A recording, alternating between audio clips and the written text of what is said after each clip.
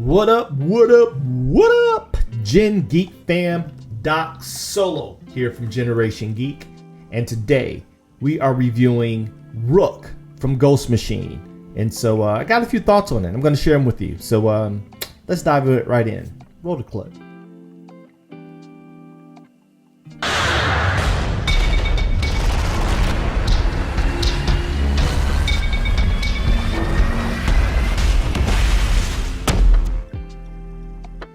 Hey Gen Geek fam, it is your boy, the OG himself, Doc Solo from Generation Geek, and today we're going to do a thorough and objective review of ROOK by Ghost Machine. I'm kind of trying to get through the Ghost Machine stuff because they're the newest players on the block. They created quite a ruckus entering the scene, but they're not new. Let's just be clear. The people at Ghost Machine are not new to the game. Actually, they are some industry mainstays. I believe it was largely sparked by Geoff, who has worked, Blackest Night, and I think that's his greatest claim to fame, whatever you may think of him as a writer. But he's worked on Green Lantern, the movie. We won't talk about that. But he's been around, right? He's been around. He's no stranger to the landscape. A lot of people love his work. I'm kind of on the fence on his work personally, but they've got some real heavy hitters. I believe they also signed Ivan Reyes. I think they have Francis Manipal, who I'm gonna try to get an interview with. He and I have been we've corresponded over the years via DM on Instagram. Might be able to get him on. He actually agreed, but because of all the promotion with the Ghost Machine, I know he got kind of caught up, and I'm not going to press him because I get it, as an industry pro myself, you got to make sure the main thing is tended to. But, they got Francis Manipal, Brian Hitch. If you haven't checked out the review to Redcoat, you can check it out here. Hopefully one of those cards will pop up here on the Tubi. And, I'm not going to go down the list. This is Jason FABOK and Geoff Johns. I don't know if Geoff Johns is pinning the first run of the stuff, but I know that he's done ROOK as well as Redcoat and maybe even Geiger. We're going to be going over Geiger soon too, but today we're going to dive into ROOK by Ghost Machine. And so if you're new here, welcome. If you're returning, welcome back. Love to have you. Welcome to the Gen Geek fam. Like, follow, subscribe, all the things. We'd love to have you. And so a little quick breakdown on how reviews go here on Generation Geek. All right. First, we start with story above all. Okay. That is the main thing. We dive into the mechanics of the story, the overall plot, the pacing, the dialogue, is it well executed, all the things that entail effective storytelling. I'll give you my opinion on that. Number two, we go over art. Now, art is one of the most discussed aspects of the craft, especially amongst fans. Writers get a lot of shine, but the artists have traditionally been the rock stars. And I'm not biased because I'm a writer and an artist. I kind of wear both hats in my journey. But we're gonna go over the art, which includes, the coloring, the penciling, the pacing of the art. Does it marry well with the story that it's given? Is there a good fusion and synergy between art and story? Coloring, inking, even the lettering, are things clear and legible? So that's how we kind of dissect art. Then next we go into the characters. The characters are our vehicles through the story and through the art. These are the tropes and the archetypes that we as viewers, as readers, we attach ourselves to get through the story in a very pleasant way. And character development is crucial in making sure that the story carries well. So characters have to rock. And not too many people talk about the characters too much, but I'm very big into character development. And then we talk about the quality, right? The quality of the overall production, the print quality. How does it feel in the hand? Is the paper too thin? Is it flimsy? Is it worth the cover price? That's the overall quality of the book. You see, I'll let you know if I have some buyer's remorse or if I'm on the fence or I just think it's flat out crap. You'll get it all here at Generation Geek.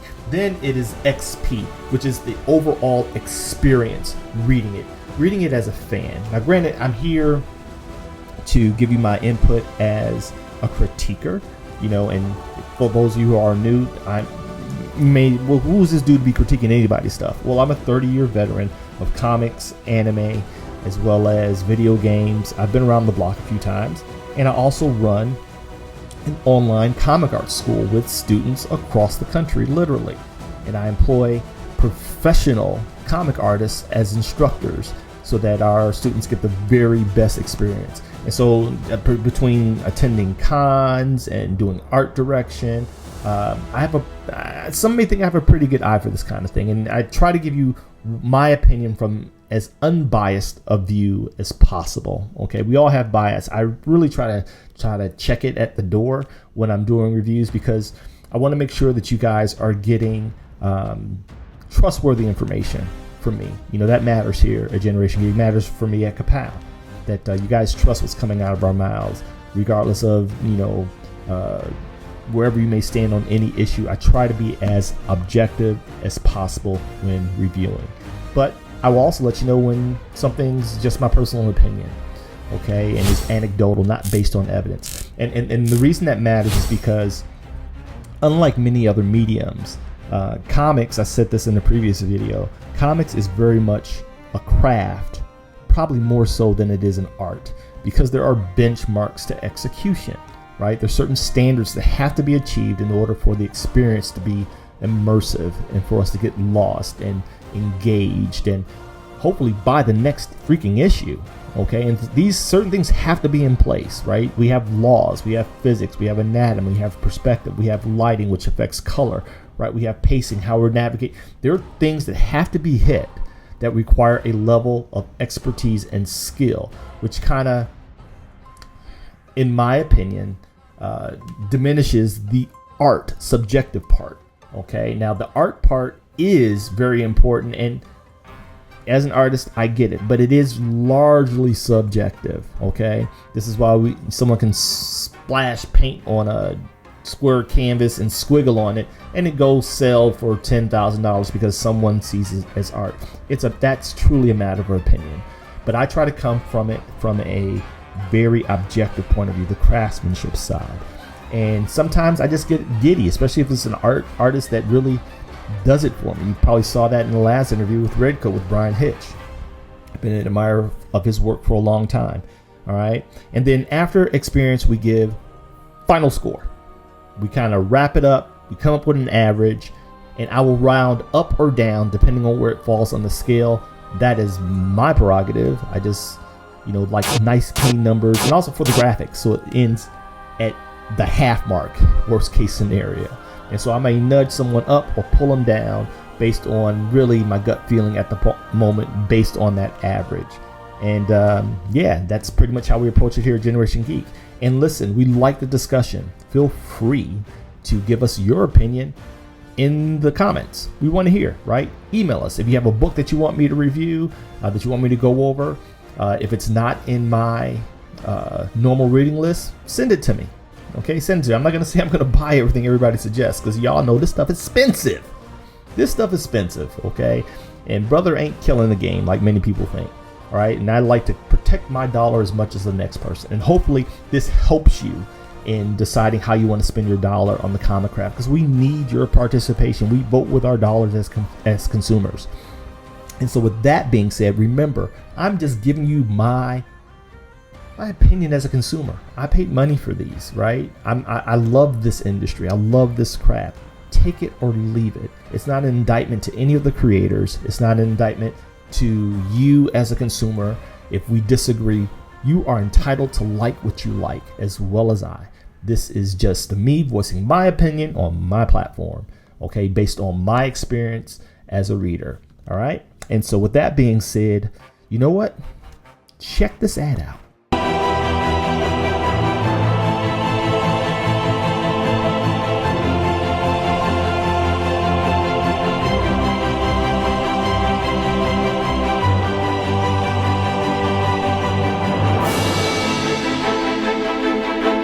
All right. Now, let's dive in to ROOK by Ghost Machine. All right. Now, this is issue number 1 and number 2. Okay, they release. They have so many covers. I don't know if I'm a fan. I'm from the old school, y'all. I don't know if I'm a fan of all of the multiple covers. Quite honestly, I think it's a money grab. I think one effective, powerful cover is just fine. I don't even think people can largely even afford to collect so many variant covers. But I get it. You have some people that like certain artists. I get it. The publishers are trying to get as much mileage out of one stroke as possible. I don't knock it. I'm just not a fan. I'm only buying one cover. And don't let it be a sketch cover, because I'm an artist. I know I can get that cover at the cover price, slap my art on it, and some of my patrons and supporters, boom, baby's going out to dinner. So, you know what I'm saying? But, you know, we like what we like. But I'm not a fan of too many covers, but it's a thing now. It wasn't a thing when I started many moons ago. And so this is the wraparound cover. Let me go ahead and sit, give you guys a nice big wide shot of this. Boom. See, I wasn't able to do this with the red coat review, right? I wasn't able to do this with the red coat review. Let me get some positioning. I'm a little off center. There we go. All right. Yeah, I wasn't able to do this with the red coat review because I didn't have this cover, but this is where Jason and FABOK shines to me. This is just first glances. We're gonna start with story, but I just wanted to give you guys a really good glimpse of what it looks like on the shelf. They went with their brand colors with their series of their first releases. It's cool. All right, so number 1, let's go into the story. Now, the story of Rook covers is centered around our main protagonist, Rook. Now, Rook is more of a title than it is a name, because the names of these characters are forsaken when they take on a particular job, and the job is warden of this new planet. Okay, so let's lay the groundwork for you. The story opens up with it's an interstellar story, right? Kind of dystopian. Earth is trashed due to pollution, wars, what have you. It's bleak, overpopulation. We got the whole 9 things. Maybe some global warming thrown in there. Whatever you think is going to bring the world to an end, the world is on the brink at this moment. And so there's this company that terraforms another planet, right? The planet's called Exodus, and this is the year 2159. And in terraforming, they try to make it a utopian version of Earth, right? And so they transplant animals, plant life, the whole 9 yards. And these wardens are assigned, and each one has a helmet. Okay, each one has a helmet. Let's. There you go. There's a glimpse of the wardens as it stands thus far. Each one has a helmet that gives them control to govern that form of life on that planet. Okay, and Rook is ravens and birds. Okay, and he's our main protagonist. The problem happens when things start breaking down. The experiment doesn't go so well, and so all the people that have migrated to Exodus, to this new planet, they are taken back to Earth because the environment, the infrastructure, machines, things are starting to break down on the planet. And the wardens are the last ones remaining, okay? And they govern the wildlife there. And things are happening, like certain wildlife, they start growing to immense proportions due to environmental differences, you know. And so you got these gigantic bears and tortoises and, you know, the whole 9 yards, and pigs and the whole thing. And so very interesting concept. Kind of gives me Mask vibes. Let's see if we can get a graphic in here with Mask. Yeah, see that's there you go. There's Mask. Okay, so if you're around then, if you were part of Gen X, you remember Mask, the animated show, and it gives me Mask vibes. And again, not knocking the fact that this may be an inspiration. I cannot confirm nor deny that they are actually pulling from that well. but I'm telling you what it feels like from somebody who has lived it. Mask was an animated series where each mask had a particular power, right? Or a trick that it could do, shoot lasers, control water, right? Sonics, whatever the case may be. And so each warden controls the wildlife of their dominion, of their charge with their masks, right? Interesting side note, what I found interesting was it's a two-way communication. I thought that was very interesting. It's a two-way communication. Not only are they controlling the wildlife, but the wildlife's nature influences the psyche of the wearer, of the warden. And so they can't stay connected indefinitely. They have to kind of disconnect from the animals they control because they become more animalistic based on that animal's nature. And so they can hear their well, I don't know if it's thoughts. It's kind of like Aquaman, I guess. They can kind of hear their thoughts. It's a feedback loop. Very interesting. And so we open up in the first two issues. Rook is trying to build a rocket because the company, I forget the company's name, Better World. Yeah, Better World. Better World promised to come back for the Wardens after they dispatched the civilians back to Earth, right? So they can kind of try to fix the problem. They say, "Oh, we'll be back for you," but they never came back, right? And so now time is passing. The machines are breaking down. Everything's been abandoned. I can only imagine what type of financial undertaking this may have required. But they literally build a planet and terraform it to replace Earth. But now everything's like breaking down and going to trash. And so now you got this Mad Max. Everything's kind of sepia and orange and earth tones and warm. You know, and that's you know, I get it. That's more on the art side. But everything's breaking down, and several have tried to build rockets from the scraps of machinery and things that are left behind on the planet and have failed. So Rook and his buddy Swine, who controls, you know, boars and pigs and things like that, they're scavenging to build a rocket of their own to get off of Exodus,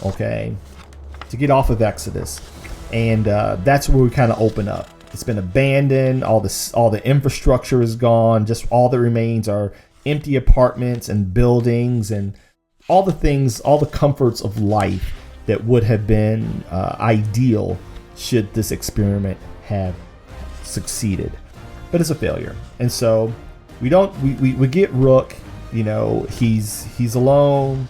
All the wardens are still there. They're not necessarily friends. Okay, they're not necessarily friends.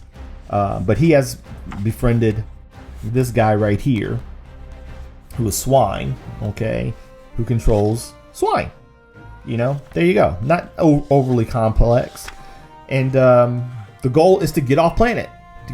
Because they don't believe Better World's coming back from them. Okay, and so not a bad story. If I could be honest, the story itself seems a little bit derivative. You know, there's some bright points in it, but all in all, it's not particularly my cup of tea. We've seen a lot of this before, not with the mask element. I don't know, as a plot device. I mean, it's interesting from a comic fan standpoint, but I see potential problems with it. Okay, moving forward, you know, these guys, these wardens, I guess they know how to fix their own devices, but again, things are breaking down, and I'm like, dude is building a rocket. I mean, he's building a rocket. That's to me, that's also like, all right, are these all these people geniuses? Because the main protagonist, Rook himself, I think he was a farmer back on Earth, you know, manning his dad's farm, and things got so bad they were going to stick it out until they couldn't anymore. And then you meet, you know, Dire Wolf, who's another warden. She controls wolves, right? She controls wolves. And so, if I had to give the story based on pacing, based on plot development based on innovation of storytelling. At this point, I'd probably... What's up, guys? This is Jay. As you guys know, we love making content for you guys, but as we're starting to notice, many of you are watching, but many of you are not subbing. So why not join the G Geek fam? Come rock with us. Just hit that sub button, hit the bell. We'll love to have you. Y'all be blessed. Peace. I give the story a 3. 3 dubs. We give the story 3 dubs for Rook. Now, mind you, this is just issues 1 and 2. And so I'm not going to like completely trash it, because the first arc is not even, the first act is not even, really encroached upon yet. They haven't really, fleshed it all out. But just on an interest level, it's middle of the road to me. Some people love, the Mad Max stuff. If you're a fan of that, you'll dig this. Post-apocalyptic, every man for himself, survival of the fittest. If you love that, this will be right up your alley. Okay, I value myself on having pretty diverse tastes. Like, I love Mad Max, right? I'm probably gonna go check out Furiosa sometime this weekend. My thing is, because when you've seen it done it well.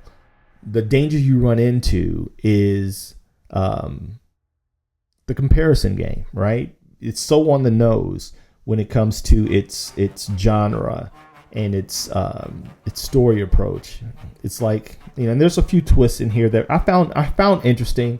I won't give it away because I want you guys. I want you guys' feedback. Support your LCS, your local comic store. I want your feedback. I'm not here to try to give a bunch of Easter eggs. This is just broad strokes of my opinion, and we shall continue. All right. So, on that note, we gave story on Rook 3 dubs on a 5 dub scale, right there in the middle. Nothing too surprising. Didn't absolutely suck, but I think more could be done. Hopefully, more will be done moving forward. All right. Now we go into art. Jason FABOK. He's a pro. What can I say? Jason FABOK is an absolute pro. He's been around. He's got volumes under his belt. One of his favorite books of mine that he worked on artistically was 3 Jokers, where DC was playing with the idea of three Jokers. There was never one Joker. It was actually 3 individuals who had the mantle of Joker. All operating in sync, almost like a team, because you got these 3 different aspects of Joker. You got the clown, you got the old man, and then you got the I forgot what the third one was. Y'all help me out in the comments. But 3 Jokers I thought was masterful, and so that's probably the favorite stuff that I've seen from Jason FABOK as an artist. Now, he hits all the benchmarks. Jason FABOK is an absolute pro. He's an absolute pro. So what I'm about to say, like I said before, let me preface it by saying this. The more proficient you get at any craft, right? When critique comes, it's micro, it's minutia, it's nitpicky, because you've gotten the broad strokes taken care of, and it is now we're getting into the weeds. When someone is a professional level performer at their craft, all that's left is Monday morning quarterbacking and nitpicking. Okay, even though I'm an instructor and I've done this myself, no artist is above it. None. We have things that we do well, we have things that we do not so well. All right, and so we keep that in mind. But one thing I will always keep it a buck: the dude's a pro. Objectively, the dude does great covers. Right, this wraparound cover, his money shots are money shots. This is the fanboy stuff. He seems to be very much, in my opinion, a product of the 90s influence. Okay, there's a lot of rendering, a lot of hatching. He does what I call hyperpinning. Right, hyperpinning. And that's basically when you just throw so much rendering and detail in it. in my opinion, gets very busy, and color is almost essential. And I say almost essential because even if we look at this cover here, right? Even though it's black and gold, black and yellow, even though it's black and yellow, everything's clear, right? But what I don't get are a lot of places for my eye to rest, which is huge, right? It's a lot of noise, right? It's a lot of noise. And subjectively, I'm not a fan of noise. I'm an animation guy. I like clean, I like open. I don't mind hatching, but I don't like over hatching. I'm not a fan of over rendering. Okay, there's a delicate balance to rendering.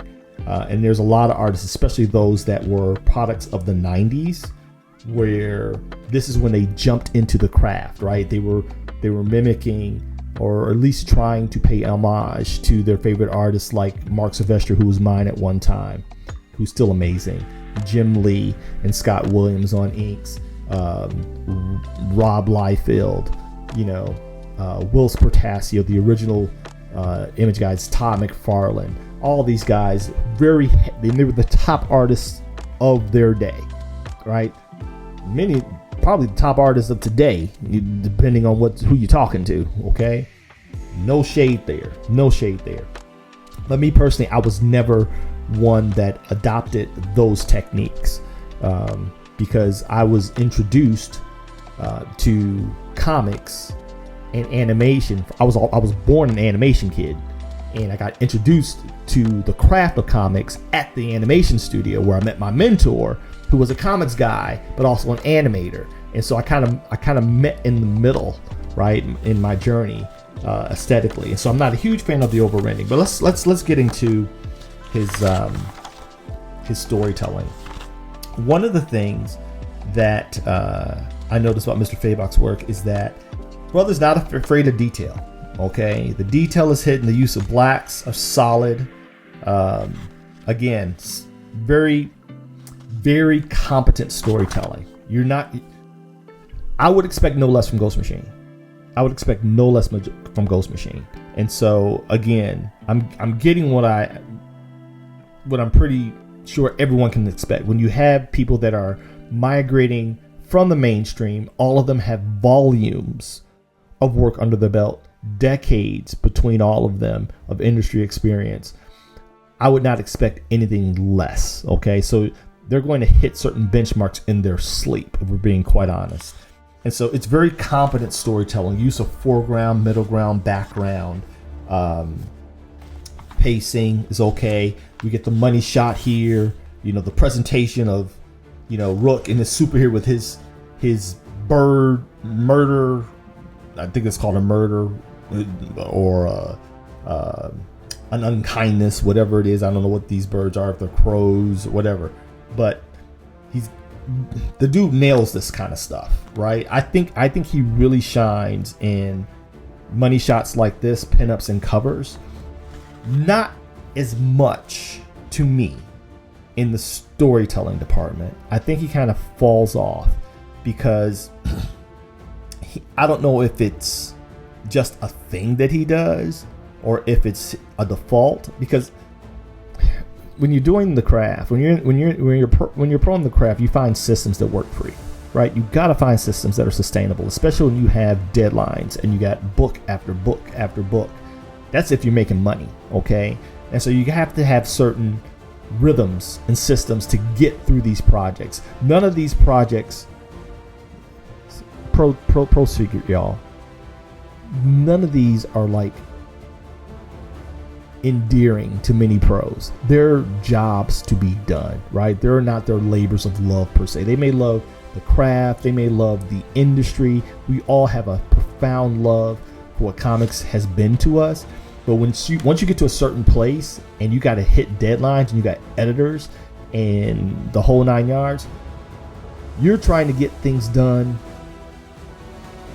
and just not break them at that point. Get them done where they're not broken, where they will sell, where it ensures the next job, okay? But I know, not everybody's bringing their A game, nor is it required oftentimes. Okay, let's just be clear. It's not even required many times because their A game is not required, because why bring your A game when your B and C game will do, right? You dig what I'm saying? I use the analogy in sports, right? I used to train basketball players and athletes at various levels, and I'm not bringing my A game as a pro to a kid in high school. you understand what I'm saying? I'm not bringing my B game to a 5th grader if I'm a pro. They couldn't handle that. It's overkill, and nor is it required. Okay, when you're in a production pipeline, they're not sitting there mulling, trying to create their finest pieces of work. They're trying to get the darn job done. Okay, and just not break the thing. And because knowing, by and large, the consumer, they're not other pros primarily. They're not drawing for other pros, really. They are drawing for the average consumer that is going to spend, I believe the average length of time spent on the comic book page is like 20 seconds, 20 to 30 seconds, right? Pros, we may spend 2, 3, 5 minutes or an hour just studying a page because we're learning and we're trying to see what our peers are doing and what techniques they're using, right? Or trying to deconstruct what they've done, or those that are students of the craft. But I'm not drawing to the student of the craft, nor any of these guys. They're not drawing to the student of the craft. They're not trying to produce, their magnum opus.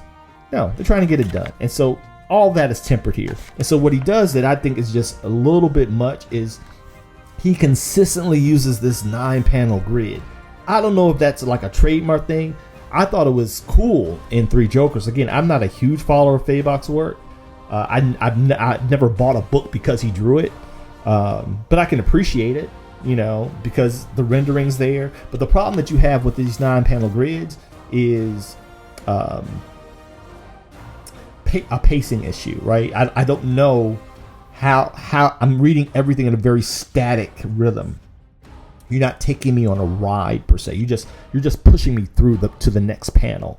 Number one, and number two, you are cramming a lot of detail, especially with his rendering style, into very small real estate. You have a very little real estate with which to work, right? And it can be a little hard on the eyes. The ideal panel count, like I teach my students at Kapow, and let's drop a Kapow ad here. This segment of Generation Geek is brought to you in part by Kapow, the Comic Art Academy. What do your favorite TV shows, hit movies, and epic video games all have in common? They were created by and employ comic book artists. Want to know how? Then you want Kapow. Check out their YouTube at Kapow School or visit teachyoutodraw.com for more information.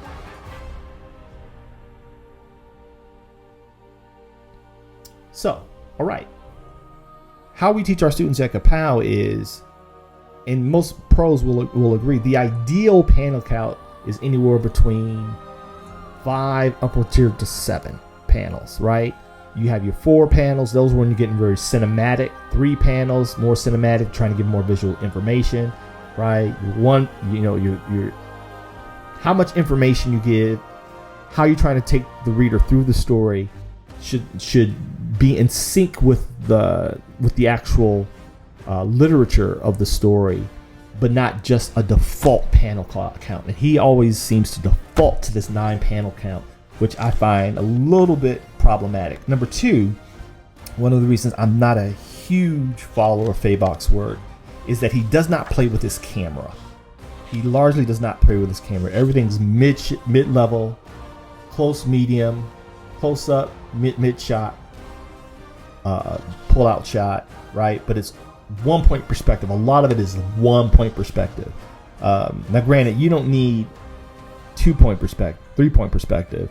Most pro artists never go beyond 2-point perspective when they're drawing, because 3-point perspective can be a headache. Now, we may do those for prints, splash pages, or something that's really impactful, but a lot of times we'll kind of finesse the game with a 2-point perspective with a Dutch tilt, right?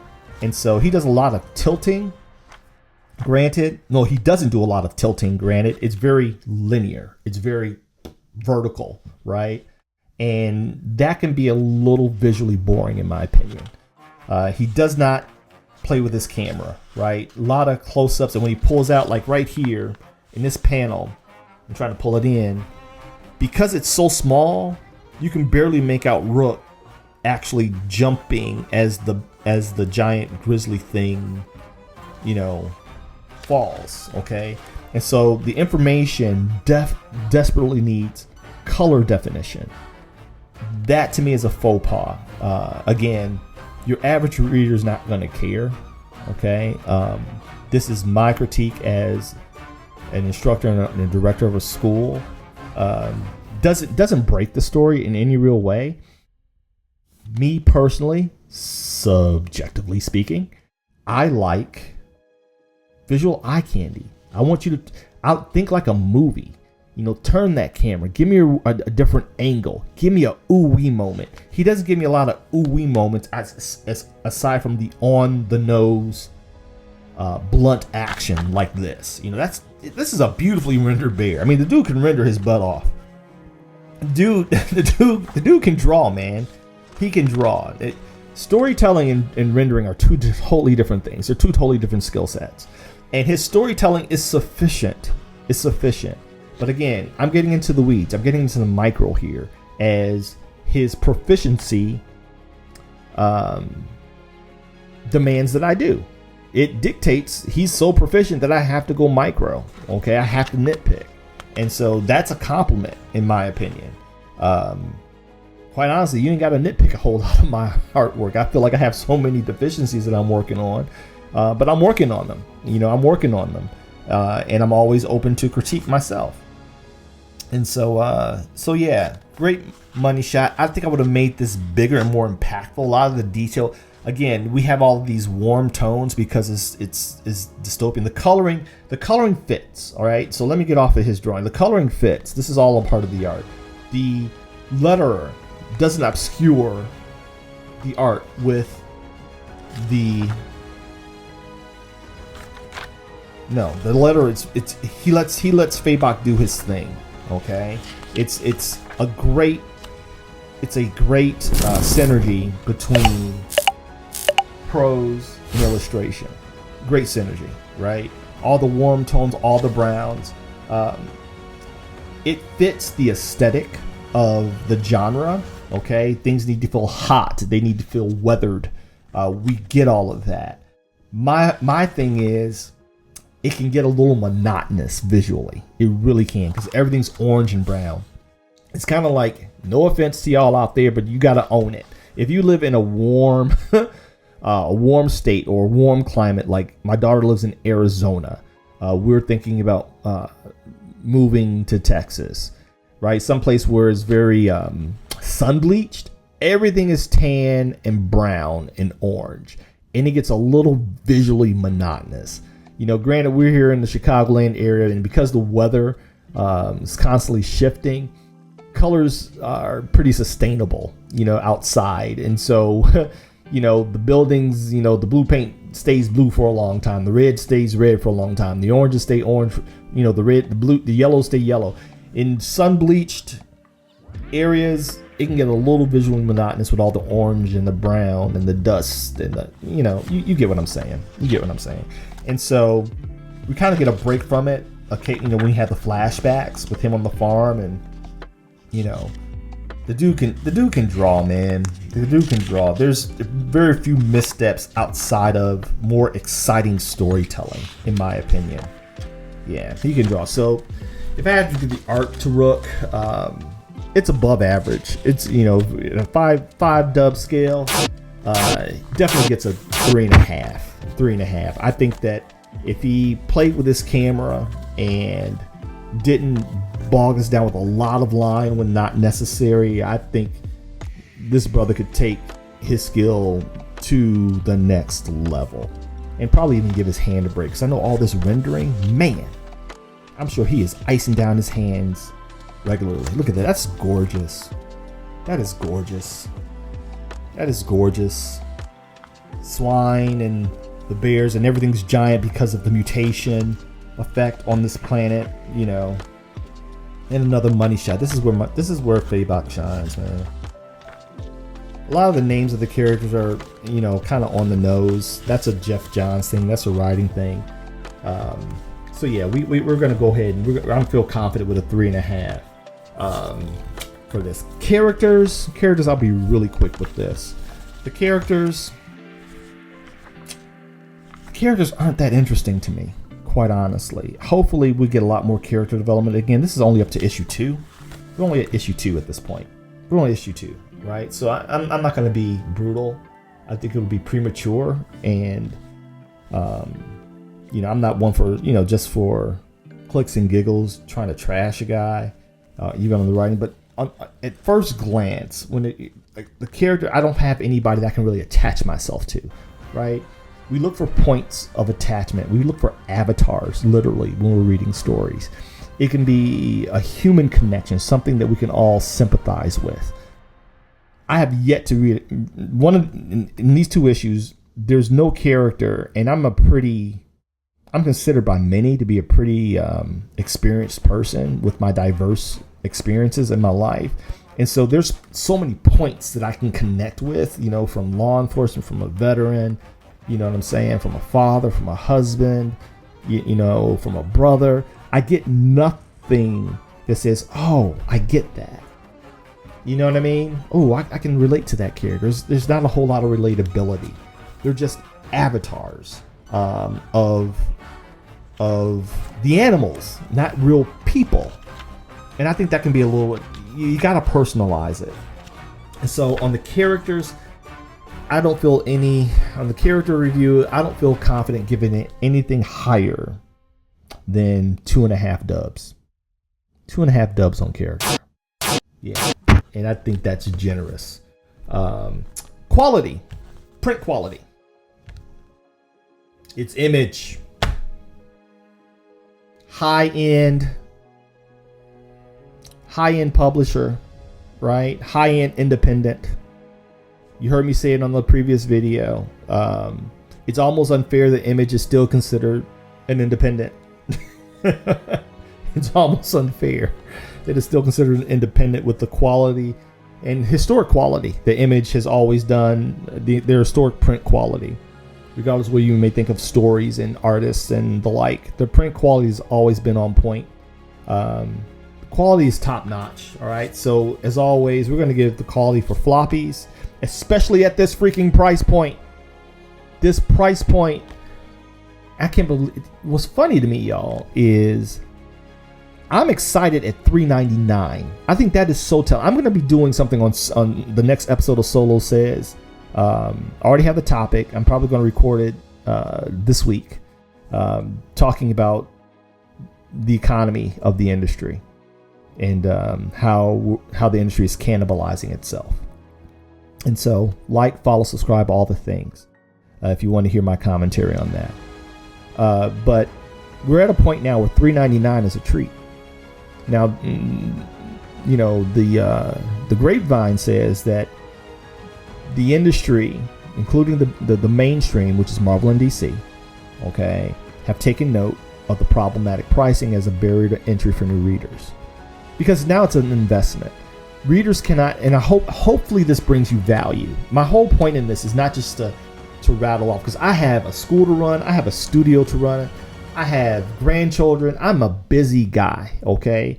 And this whole channel is a labor of love with me and my son, because we love each other and we love the culture. And it's a chance for us to kind of share our love for each other and the culture in one fell swoop. And so I'm not just here to bump my gums. I want y'all to spend y'all's money well, because in today's economy, indulgences are few and far between. And let's be clear, comics aren't an indulgence. They're a hobby. They're a passion, but they're not a necessity. Historically, and I think many of us can relate, we have abandoned comics at some point in time. People like me, that was, especially when the prices started going up, and I was in the throes of rearing young children, like, Jay and his sisters were like stair steps. And my others, they were all stair steps, man. And it was the first thing I cut off. It wasn't in the budget. So I went from spending $50 a month, but $50 would get me 45 books. No cap. True story. Okay. And then when it started, now $50 gets me 8. You see what I'm saying? It may give me 8 books. It may give me, 9, maybe, Here's my math. My math is bad. Yeah. $50, $55 book. Yeah, it may give me 8 or 9 after taxes. 8 or 9 after taxes. So now $3.99 is a treat, especially at this quality. And so for quality, let's put the graphic up. Quality, we're going to give Rook, because it's image, Ghost Machine under image, nice heavy covers, nice heavy card stock, right? Eye-catching. The weight feels good. It feels good in the hand, even as a floppy, right? It's got some heft to it. My fingers ain't sticking to the pages, pulling off the ink like the stuff did back in the day. It's this. I don't know. I gotta find out what this paper is for my projects that are coming out. It's not, we remember newsprint. Of course, it's not newsprint, but it's not glossy either. It's like this nice hybrid that I just kind of love. I can hold it for a second, put my thumbs on there, and nothing, no thumbprints, nothing. I'm digging it. Quality, 5 dubs on a 5 dub scale. 5 dubs. Overall experience. The reading experience of Rook, the art, the story, the fusion of it all. If I had to give the overall experience to Rook,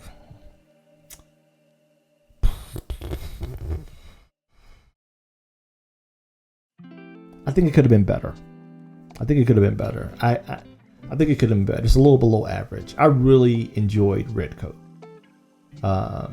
This is not high on my list. So the overall experience, if I was to go back and get it again, I'd give it 2.5 dubs. 2.5 dubs on the 5 dub scale. Right? Yeah, 2.5 dubs. Not quite 3. I don't feel confident giving it 3 because I'm so on the fence about it. To be quite honest. I don't know. And so with that being said, we tallied it all up, right? And the final score for Rook. Drum roll, please.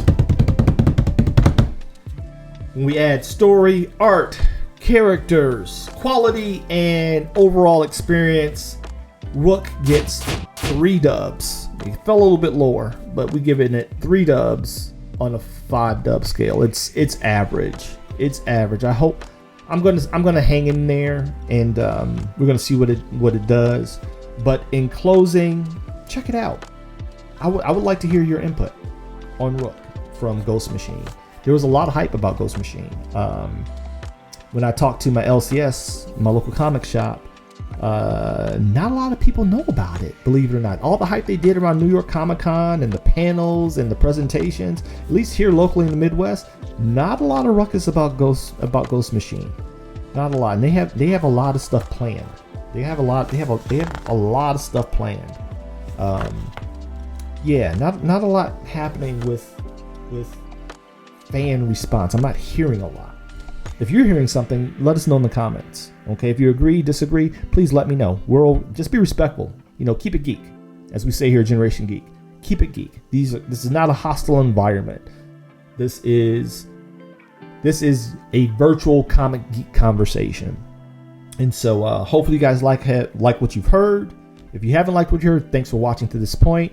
And for those of you who may be interested, listen, this may be going up for grabs on our Patreon. What I've decided, because I am not trying to collect again. I'm at a different phase of life. I like to read. The speculators market, I don't really trust it, to be quite honest. So I'm not trying to hold on to these things and have storage issues. But if I can bless somebody else that may enjoy these and launch a career or a hobby, we're going to be giving away the books that I don't want to keep on our Patreon at probably our second tier, at least at our second tier. And so yeah, Rook might be on in that. Not I didn't hate it, but it's not something I feel obligated to keep. Okay, and so if you'd like, check us out on our Patreon, support us everywhere, like, follow, subscribe, do all the things. And We appreciate your support. And so with that being said, this is Doc Solo. I'm out of your hair and out of your life for now. Solo